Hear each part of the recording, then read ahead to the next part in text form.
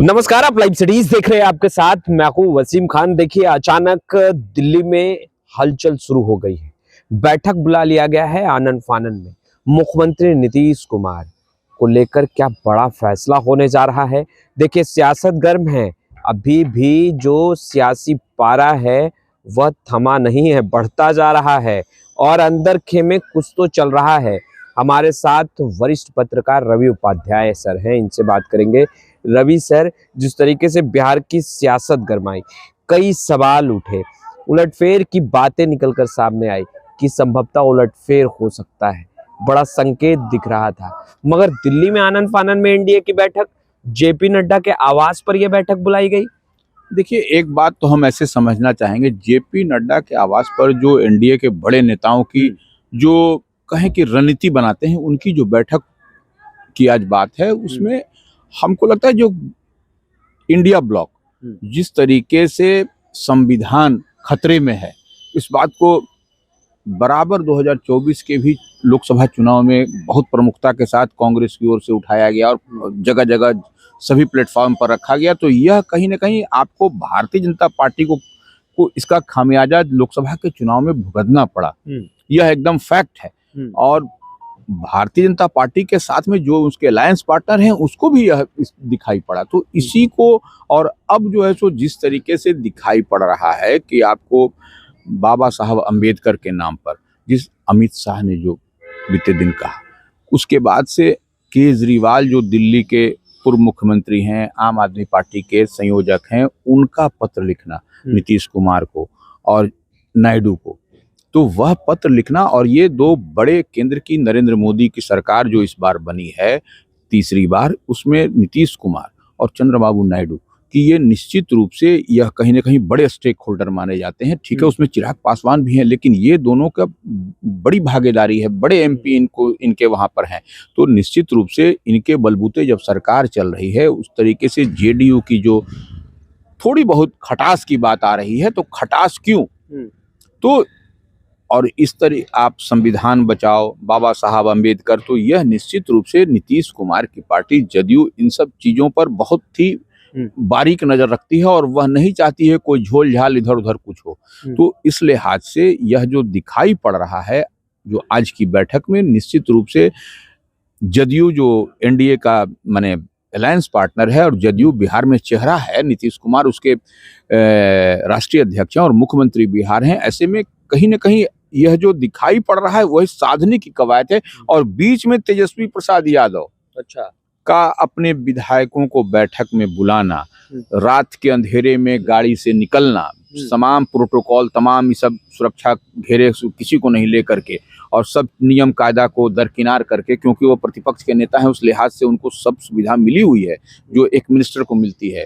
तो यह इस लिहाज से आप देखिए कि और रात के अंधेरे में गए, तो यह एक मैसेज भी कहीं ना कहीं एनडीए के तमाम बड़े नेताओं को है। और वही घबराहट, वही आपको बौखलाहट दिखाई पड़ रही है एनडीए में। तभी आप देखिए कि कल भी एनडीए की, बिहार एनडीए की भाजपा के प्रदेश कार्यालय में बैठक हुई।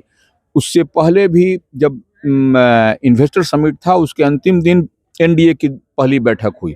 तो यह बैठक एनडीए की हो रही है। उससे पहले भारतीय जनता पार्टी की कोर कमेटी की बैठक दिल्ली में हुई 2 दिन, वहाँ हरियाणा में हुई। तो ये 2 दिन, तो वह कहीं ना कहीं कुछ ना कुछ तो चल रहा है। फोन घनघनाना अभी रुका नहीं।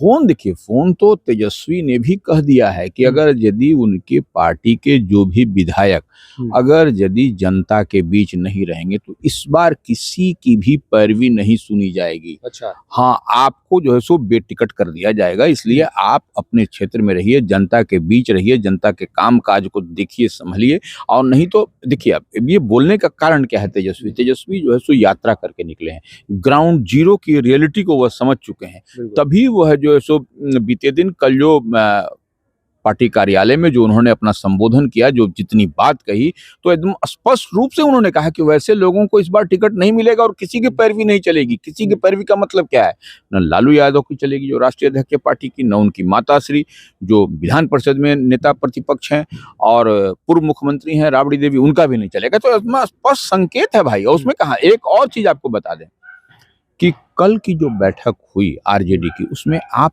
एक चीज देखिएगा, दोनों भाई के बीच में बाउंडिंग कितनी मजबूत दिखाई पड़ी। तेजस्वी यादव भी इसी गाड़ी से आए, उसी गाड़ी में तेज प्रताप यादव भी बैठे हुए थे। तो यह एक बड़ा मैसेज लाउड एंड क्लियर है आम आवाम में। सर दिल्ली में जिस तरीके से गाड़ियां जो हैं वो घूम रही हैं और बैठक बुलाई गई, आनन फानन में बैठक बुलाई गई, इससे पहले भी मैराथन बैठक जो है वो चल रहा है, क्या सर जेडीयू ने जो ट्वीट किया था उसका भी असर बीजेपी पर पड़ा है?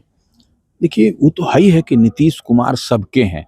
बिहार में रहना है तो नीतीश कुमार करना है, कहना है। तो ये देखिए एकदम स्पष्ट बाजाप्ता नीतीश कुमार का जगह जगह पोस्टर लगा हुआ है, बैनर लगा हुआ है। नीतीश कुमार के ऑफिशियल पोस्ट से नीतीश सबके हैं, सब सर्वमान्य हैं, सबके। तो यह मैसेज किसको दिया गया? हमको, आपको दिया गया। यह नहीं, जिसको देना था उसको मैसेज गया। और देखिए वह वो सर्वमान्य है, सबके हैं। यह जो है सो सिर्फ भारतीय जनता पार्टी को ही नहीं और हमको आपको नहीं, वह कहा गया आरजेडी और कांग्रेस को भी वह मैसेज दिया गया। भाजपा को तो दिया ही गया, साथ ही साथ आपको कांग्रेस और आरजेडी को भी जेडीयू के पोस्ट से वह मैसेज मिला है। तो यह दोनों को देखिए, यही नीतीश कुमार की पार्टी या नीतीश कुमार कह लीजिए या उनकी पार्टी का यही वर्किंग स्टाइल है।